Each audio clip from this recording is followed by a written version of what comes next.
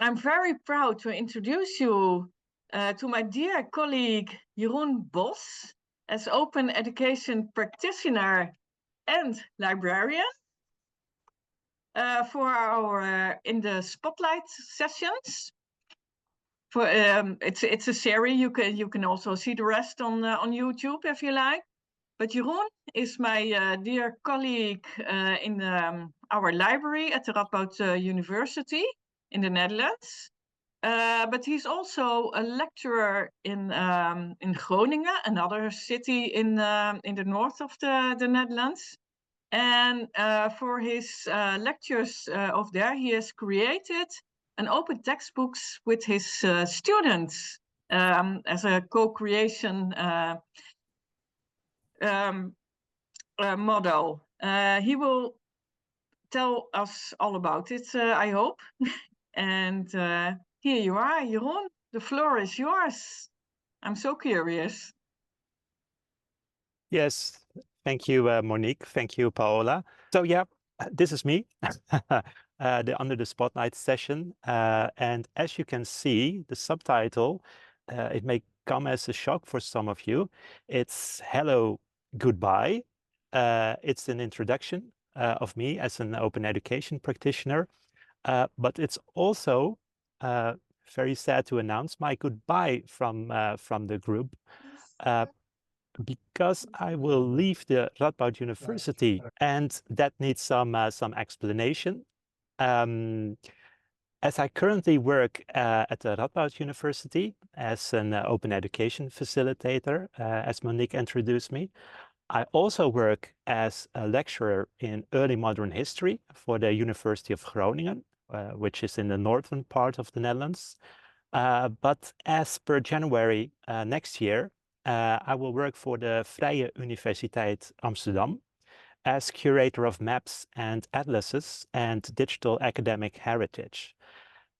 So unfortunately, I will leave my dear colleague Monique as an open education facilitator, but I'm happy to share with you my experiences I had the last couple of years.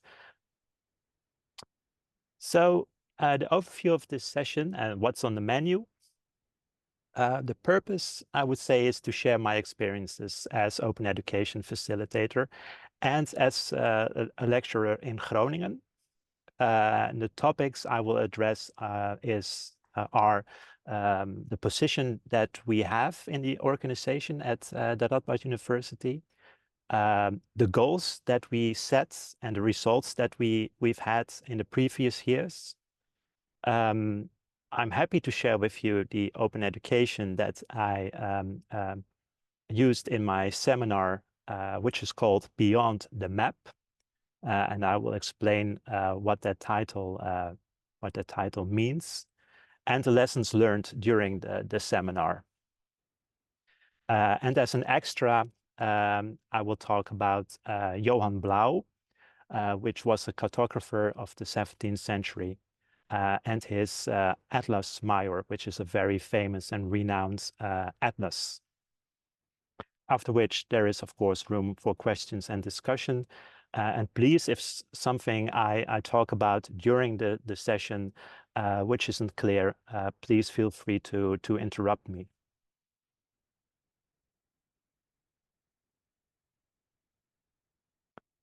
So at Radboud University,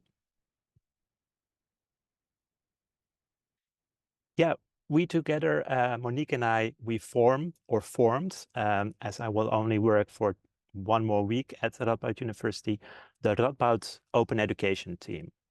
And Monique is the coordinator of our team, and I am really a facilitator. And you can contact us via openeducation@ru.nl. Now, the Radboud University itself, it was founded in 1923 as a Catholic university. Nowadays, it has several faculties. We have a faculty of philosophy, theology, and religious studies, a faculty of arts, a school of management, a faculty of science, a faculty of law, a faculty of social sciences, and a faculty of medical sciences, which makes us one of the broad universities in the Netherlands.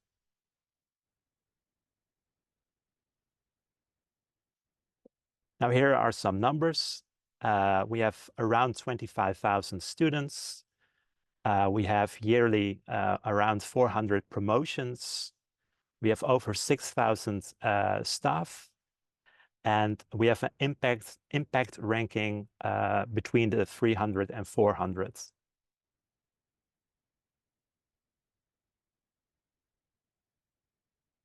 And here, literally, our position in the organization.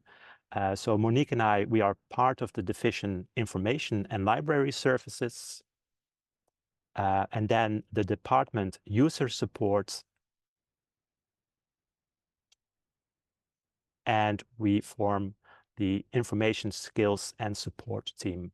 It's also known as the Educational Support Team, but because there is already an Educational Support Team elsewhere at Radboud University, to avoid confusion, our team is called Information Skills and Support.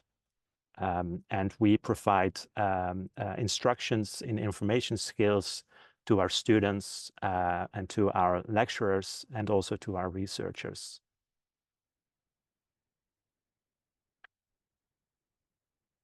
Now, some goals and results that we set the last couple of years and the results that we have had. Yeah, Monique paved the way. For years, open education support at Radboud University was carried out solely by Monique. She was and still is coordinating the information skills instructions that we do at the Radboud University. She and now we are member of the Open and Online Education Libraries Working Group, BOOO it's called, Bibliotheken Open Online Onderwijs. And that's a working group comparable to ANUL, but then on a national level, at the Dutch national level. Now, from the year 2021-2022, there was a big reorganization at Radboud University, or especially at our division, Information and Library Services. And from that year on, there is more structure in facilitating open education at Radboud University. And we really started collecting open educational resources and share them via EduSources. And I will explain in a minute what EduSources is. We've also created a dedicated point of expertise, and you can reach us, or the Radboud lecturers can reach us via the LibGuide and also via the dedicated mailbox openeducation@ru.nl. And we made real work of creating awareness for open education and open educational resources in particular.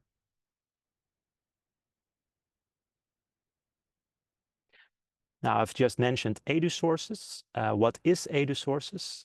EduSources is a platform, a nationwide Dutch platform where you can find open educational resources without any obstacle. So without any login, so lecturers, but also students can find open educational resources from many institutions in higher education in the Netherlands. Many institutions, I guess, Monique, are you sure? Most, if not all, higher educational institutions in the Netherlands participate in EduSources. And what's so nice about it, it's that it's offering both the resources themselves, but via EduSources also knowledge about open education and open educational resources are shared. And it offers lecturers community building, so they can really be active and contribute themselves by going to a community and offering their own resources and expertise. And EduSources benefits from the support that it gets from the institutions themselves, but also from SURF. And SURF is the coordinator behind EduSources. Now, we at Radboud University, we stepped in 2022. At that time, there were already some institutions who were really pioneering with EduSources. And it forced us to really structure our open education and open educational resources support. And we had to inventarize what is already created by our lecturers and already shared openly. Sometimes knowingly, some lecturers made open textbooks themselves and shared them via GitHub, for example. But most of the material that is shared by lecturers or by the university is shared unknowingly as open resource. So we really spend a lot of time inventarizing what is already out there and what can we reshare via this platform, via EduSources. Now, one of the conditions that SURF, the coordinator behind EduSources, had for participating institutions was that you had to bring in 2 collections with resources yourself. And in our case at Radboud University, we created the community's wijze woorden, which translates as wise words. It's knowledge clips, videos in rhetorics, and Neerlandistiek, which is typically Dutch. It's the study of the Dutch language, Neerlandistiek. Since then, since 2022, we created 4 new communities. Goed in geesteswetenschappen, which would translate as good in arts. The history of antiquity and medieval times. All the output from our own university press, Radboud University Press, which is an open access publisher. So everything that's published by Radboud University Press is published in open access. And the 4th, the latest community is a community in higher education for sustainability. In total, we have now over 600 separate resources filled or reshared via EduSources. And they include knowledge clips, so videos, massive open online courses. Although we do not at Radboud University have the facilities to make massive open online courses ourselves, we noticed that some of our lecturers participated in MOOCs that are being produced elsewhere. So they co-created them with colleagues from other universities or from other institutions. And being an open online course, of course, we can reshare them via EduSources. We shared open access textbooks, even a virtual reality app made by the Faculty of Medicine. But most of the material that we reshare via EduSources are podcasts that our lecturers participate in.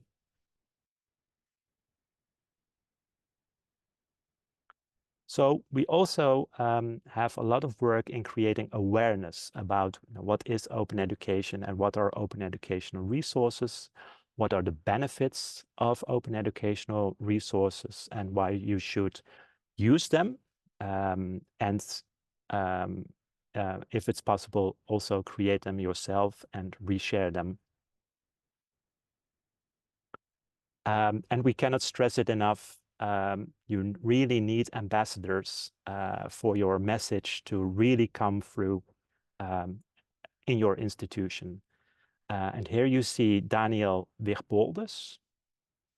And Daniel Wigboldes is still, but he will soon not be, president of the executive board. And we really used Daniel a lot the last couple of years as a figurehead. This is a video in Dutch, unfortunately, so I will not share that. But it is a video in which Daniel really emphasized the importance of sharing your own created material. So he's a real ambassador for our cause, for open education and open educational resources. Yeah, and the message, we say, go out there. Take every possibility, every opportunity that you get to do presentations in the faculties, whether they're flash talks or more elaborate coffee lectures. We had our last coffee lecture at the Faculty of Science was only 15 minutes. We had only 15 minutes, but it ended up in, I guess, over half an hour, Monique, because we had such really enthusiastic lecturers. So yeah, take those opportunities to really engage with your lecturers. Seeking like-minded partners in your institution. In our case, we have Radboud Young Academy, which is a club within the University of young PhDs who really want to use and share open practices, and always connect with the direct needs from your lecturers or the departments, so that it's not a fake story of ideals, but it really lands with your lecturers and those in charge at the departments. And we set up a digital infrastructure so that our lecturers could find us via the LibGuide, which we have both in Dutch and in English, via the mailbox. We've created a menu, and you can see it at the right, a menu both in digital form, but also in printed form. And we always take that menu with us during the presentations that we give throughout the university. And of course, the Open Education Benefits Toolbox that we created with ANUL.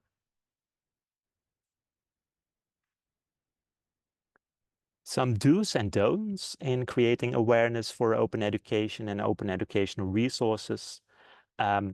Connect always with the experience and practice of your lecturers. Keep it simple. Open education is really a long-term movement or investment. Don't expect and don't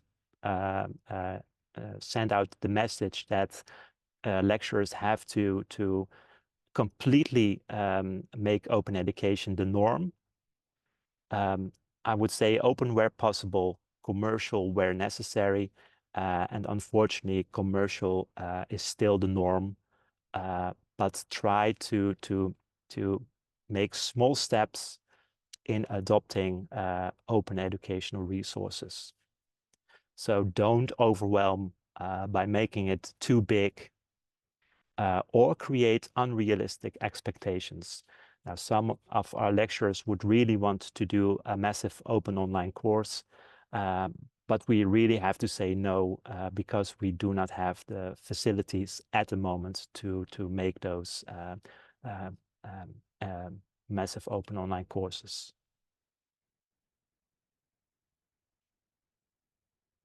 Yeah, some beers on the road, as we say in Dutch. I'm not sure if that's an international known, but there are obstacles. So we've had some lectures with cold feet in adopting open education or open educational practices. And luckily for us, what we call semi-open offers some possibilities. At the already mentioned EduSources, we can share the materials, but only for those who have a login, who have an account from Radboud University. So it's only open for those students and staff that are affiliated with Radboud University. It's not really open, but it's a first step. And sometimes because other institutions, students or staff from other institutions, they see the metadata in EduSources, but they also see that in order to view the video or the PowerPoint or the podcast, they have to log in. And then sometimes they address us saying that, oh, I would really love to use this material, but I see that it's only shared in semi-open way. Then we address it to the lecturers. And some of them are inclined to make the materials open, so really open. So yeah, that's a real good thing from EduSources that it offers this possibility. Also ensure that concepts are properly defined so that you really talk about the same thing on the same page. In our case, we had a lecturer who offered knowledge clips, videos, and wanted to reshare it via EduSources. So Monique and I, we were really enthusiastic. Okay, knowledge clips, good.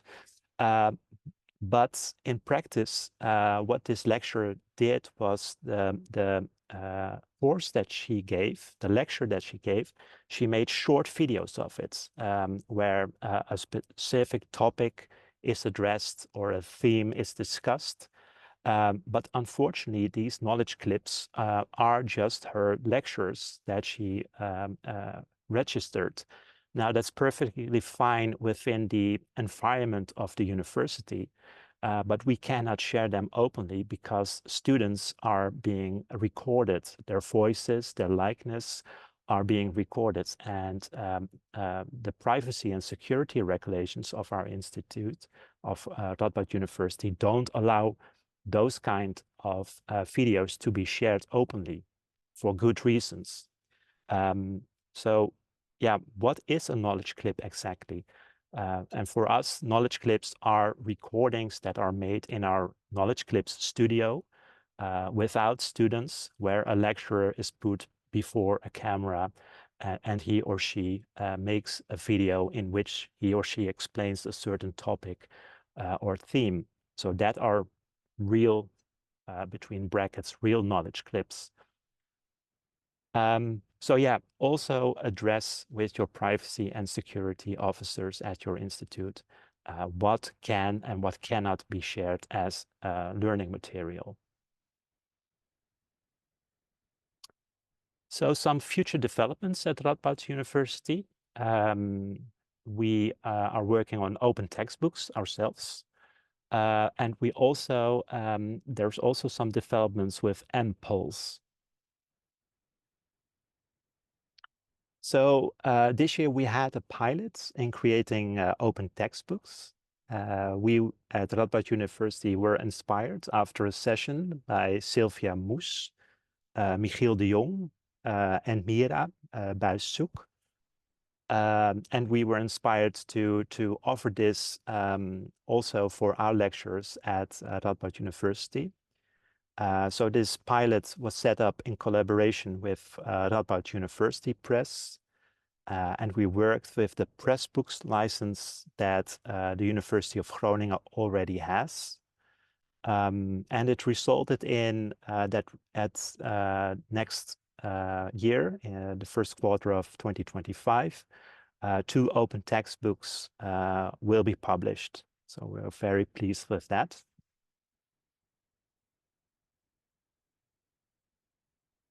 And MPulse, it goes too far to explain what MPulse really is, but it comes from the National Growth Fund in the Netherlands, which offers an allowance of 60,000 euro per participating institution. And there's the so-called Open Up scheme, which forces institutes to make a good impact scan of where they stand in their open education support at the moment and where they want to stand in 5 years' time. And it already resulted, we've only just received this allowance, but it already resulted in a closer cooperation. We already cooperated with our medical faculty, which is a separate, which has a separate, how would you say, yeah, the Radboud University and Radboud medical faculty are separate. But it already resulted in closer cooperation with our colleagues from the medical faculty. And it also allowed us to enlarge the team with some working students who can now fill EduSources with learning materials, with open educational materials, an educational expert, and also a communications expert to help us to really get out the message of sharing open materials. So yeah, that's the part at Radboud University, but I'm also a lecturer in early modern history at the University of Groningen. And yeah, practice what you preach. So bringing open education into my seminar.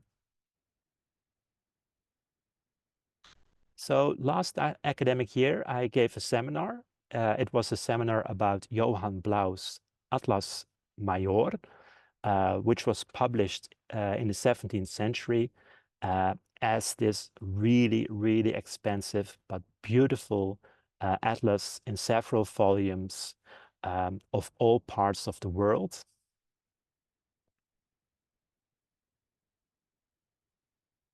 And what I did, or what the students did in the seminar, was not so much study the maps in this atlas, but what most people don't know or don't really realize is that these atlases, they contain, of course, maps of the world, of regions of the world, but they also contain a lot of texts, thousands and thousands of pages of texts.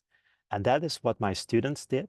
They didn't research the maps in the atlas because those are already researched very thoroughly the last couple of decades. But these texts are mostly neglected. But what did Joan Blaeu actually write about the countries and the peoples that lived in these countries? So that is what my students researched. They critically read 20 selected non-European regions described in Blaeu's atlas, and they assessed whether these descriptions are neutral, positive, or negative towards the indigenous peoples living in Africa, America, and Asia. So they did sentiment research, as it is called. But there was also a component about book history. So they tried to figure out the sources that Blaeu used for his descriptions. And sometimes he really names them. Think of Pliny the Elder, the Roman writer from classical antiquity, or the medieval traveler Marco Polo from Venice. He names them. But when he uses contemporary sources, most of the time he doesn't mention them. Now we would call that nowadays, of course, plagiarism. But the students also research which obvious sources Blaeu did not use. So which sources that Blaeu could have used but did not use to describe these countries and these peoples. And that is a component about gatekeeping. Publishers were could not only pass on new knowledge, but they had also the power, and sometimes they still have academic publishers. They also have the power to stop academic knowledge from flowing into the public domain. And why would Blaeu not use these sources? So these were the academic questions, the academic framework that the students worked on.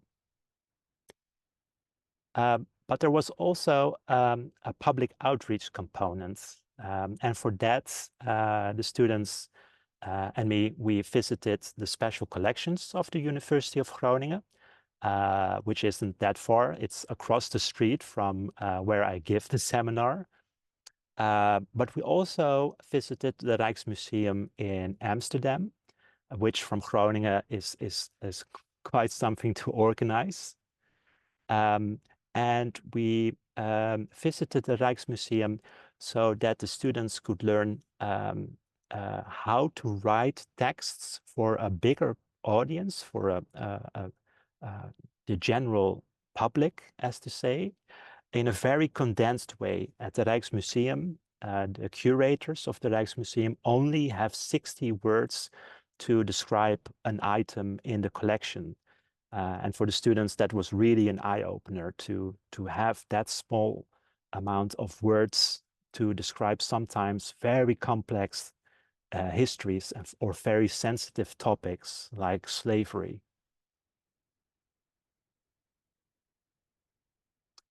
So next to their academic framework and the essay they had to write, another part of the seminar was a public outreach component.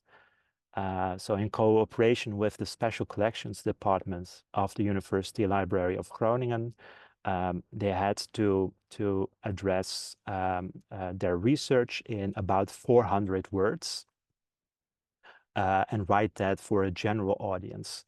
So no academic terms, no footnotes, and so on. And the funny thing is that I had no idea that by doing this, I was actually using open pedagogy in my seminar.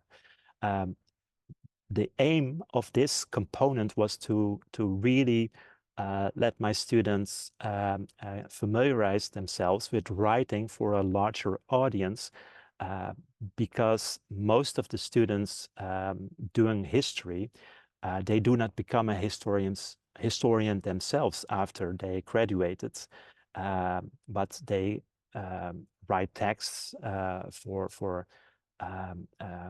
government, for example. They get jobs in government, or they get jobs in museums, and they really have to write very condensed texts. So it was more out of a practical point of view that I had this component in my seminar, which is really strange because I am an open education facilitator at Radboud University. But throughout my seminar, I realized, oh, I'm doing open education myself in my seminar.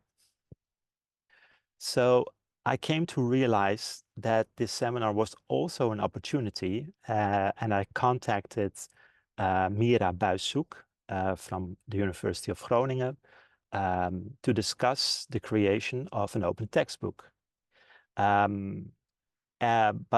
I had to inform my students to get their consent to use the texts that we already used for this digital exhibition that we set up with the special collections, and to reuse these texts for the open textbook. And that is really a lesson learned, because getting permission after the seminar was done is quite challenging. And next time I'm going to do this, I will ask my students during seminar for their permission. In the end, luckily, no student objected in reusing the texts, and we now have an enriched open textbook with the texts from the digital exhibition, and it's enriched with the maps which you can click on, and it will expand, and you will learn something more about that particular map of the region that the student describes. And you can read this textbook yourself by the very simple web link opentextbooks.rug.nl/beyond the map. And finally, we collect student testimonials these days about how they experienced the seminar. Now they can do that anonymously, of course, so then they can criticize the lecturer. But from two students, I was allowed to share their testimonial and to put their names with them. In this case, you see the testimonial by Vedra, and she wrote that the seminar had given her more insight into writing about a sensitive past, and the lectures and the visit to Rijksmuseum made her question the role of marginalization in history. And here we see the testimonial by Bos. And Bos wrote that the maps in the Atlas by Blaeu have already been extensively researched, and the texts not so much. And that's exactly what we worked on during the seminar, and that attracted him to choose for the seminar. And he also writes that the publication in the form of an open textbook will hopefully be an incentive for further research. Yeah, the credits for the images I used in this spotlight session.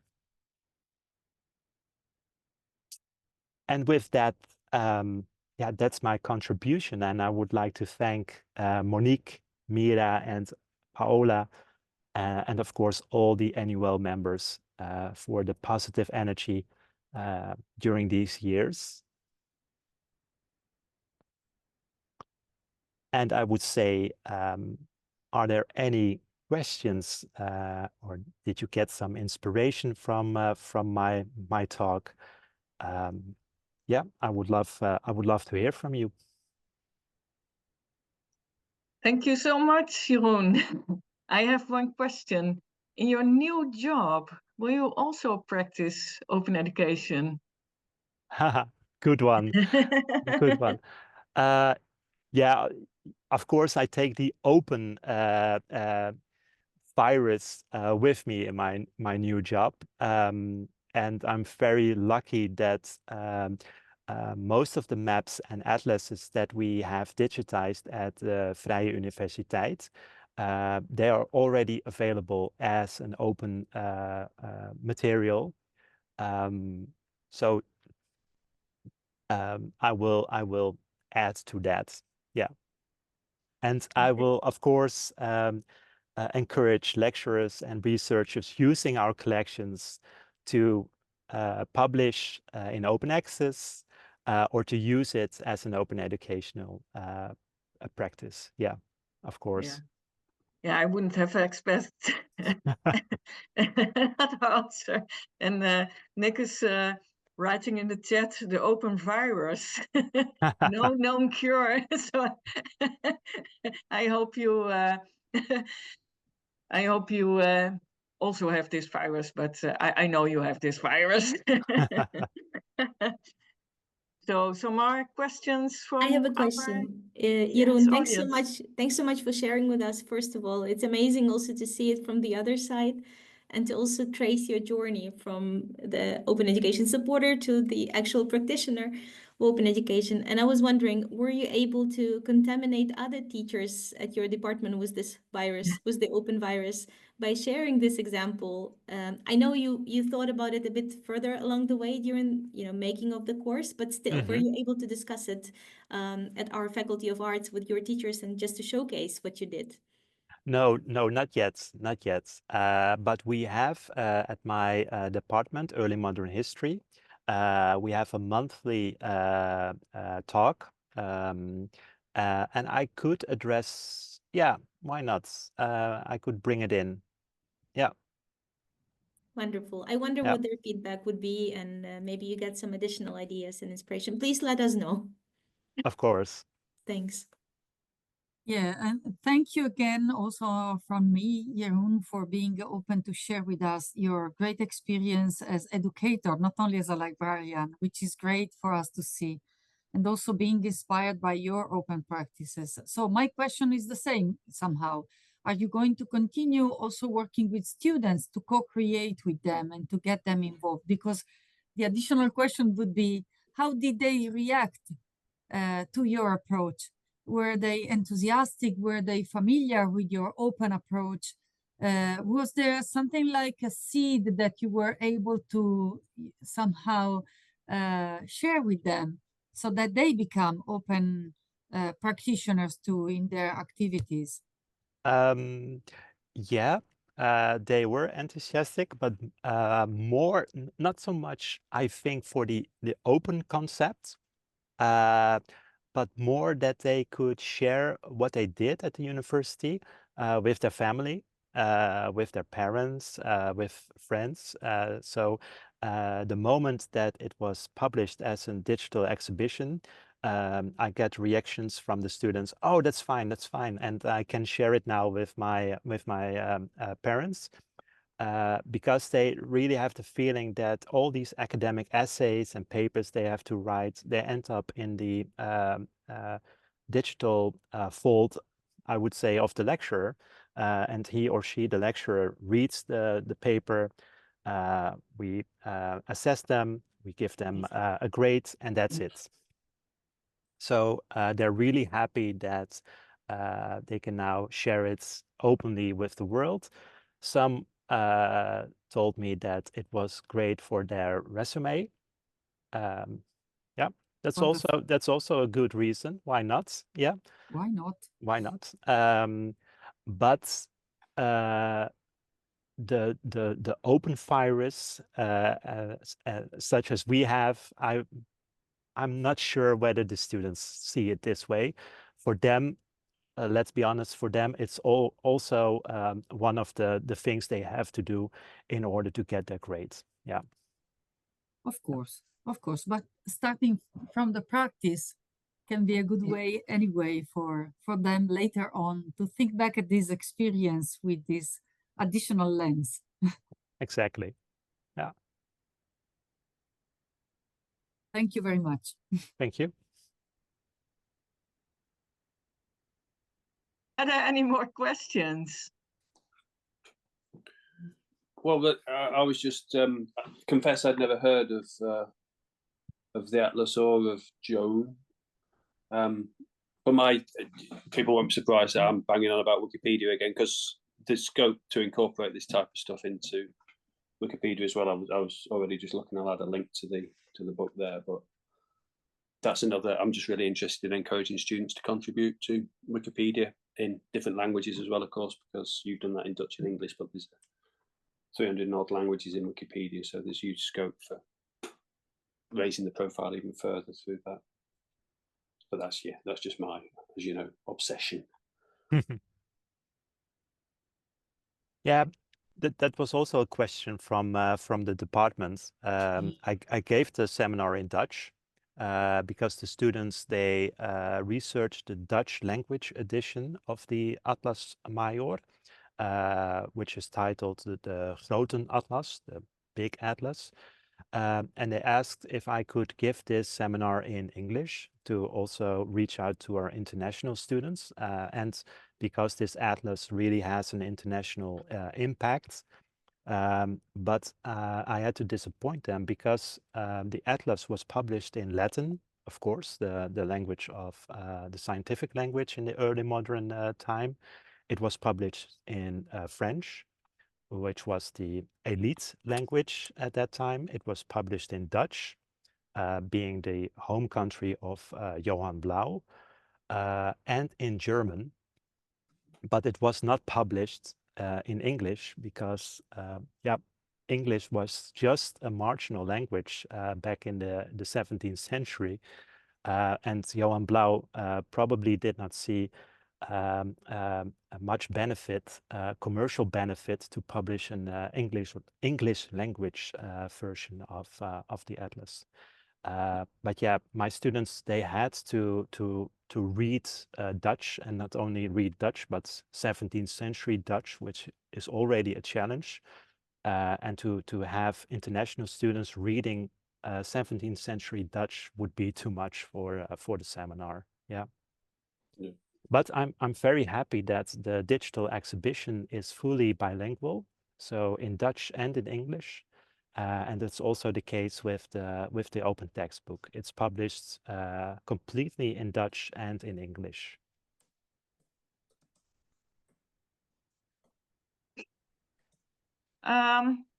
Okay, thank you, Jeroen. Thank you. Yeah, yeah. It was a bit our story also at the Radboud University. And as you know, I'm so sad that you leave. Yeah, we did the adventure together. Yeah, yeah. And yes. But we have a testament now, your legacy here online. So thank you again. And it was a great talk. I also learned some things new. So thank you. Thank you. Thanks a lot, Jeroen, really. It's been a very interesting webinar for us. Thank you.